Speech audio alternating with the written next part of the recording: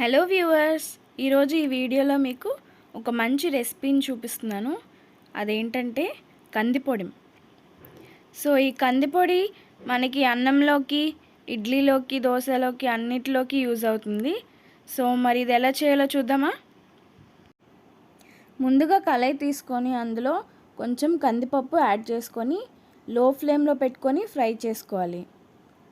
ఇలాగా లో ఫ్లేమ్లో పెట్టుకొని కలుపుకుంటూ ఫ్రై చేస్తే మొత్తం అంతా ఒకే కలర్లో మంచిగా ఫ్రై అవుతుంది అన్నమాట. సో అది వేపుకున్న తర్వాత పక్కకు తీసుకొని ఇప్పుడు కొద్దిగా శనగపప్పుని తీసుకొని ఫ్రై చేసుకోవాలి. అదేవిధంగా స్లోగా లో ఫ్లేమ్లో పెట్టుకుంటూ మనం ఫ్రై చేసుకోవాలి. మంచి కలర్ అనేది వస్తుంది. సో ఇలా మంచి కలర్ వచ్చిన తర్వాత తీసి పక్కన పెట్టుకోవాలి. చూస్తున్నారు కదా, ఈ విధంగా గోల్డెన్ కలర్లో వచ్చినప్పుడు మనం దీన్ని తీసుకొని పక్కకు పెట్టేసుకోవాలన్నమాట. సో ఇప్పుడు కొద్దిగా పెసరపప్పుని తీసుకొని లో ఫ్లేమ్లో పెట్టుకొని ఫ్రై చేసుకోవాలి. సో పెసరపప్పు మనకి తొందరగా వేగిపోతుంది. ఒక 5 నిమిషాలు వేగితే సరిపోతుంది అన్నమాట. సో ఈ విధంగా కొంచెం రెడ్ కలర్లో వచ్చినట్టు ఫ్రై చేసుకోవాలి.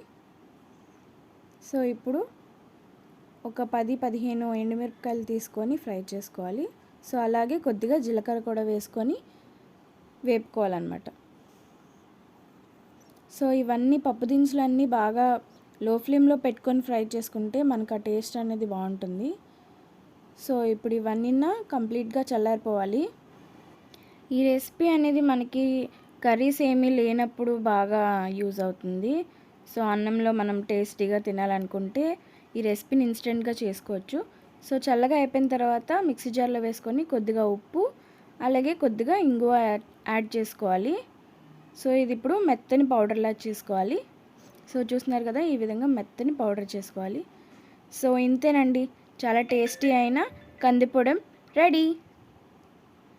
Thank you for watching this video. Please like, share and subscribe.